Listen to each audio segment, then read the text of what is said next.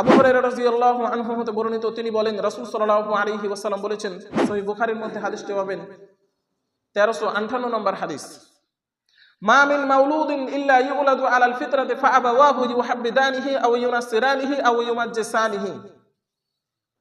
প্রত্যেকটা শিশু ইসলামের ফিতরাতের উপরে জন্মগ্রহণ করেন, প্রতিটা শিশু ইসলামের জাত ধর্ম নিয়ে জন্মগ্রহণ করেন। ফাআবাওয়াহু, অতঃপর তার পিতামাতা, ইউহাব্বিদানিহি আও ইউনাসসিরানিহি আও ইউমাজ্জিসানিহি, তার পিতামাতা তাকে ইহুদি ধর্মে দীক্ষা দেয়, নতুবা খ্রিস্টান ধর্মে দীক্ষা দেয়, নতুবা অগ্নিপূজক ধর্মে দীক্ষা দেয়।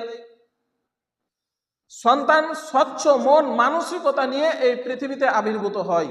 অতঃপর তার পিতামাতার অবহেলার কারণে, পিতামাতার অসচেতনতার কারণেই সন্তান হয় অগ্নিপূজক, না হয় ইহুদি, না হয় খ্রিস্টান, না হয় বেধর্মী, না হয় মুসলিম। সন্তান যেই দিকেই যাক না কেন, এটি পিতামাতার মৌলিক দায়িত্বের কারণেই যায়।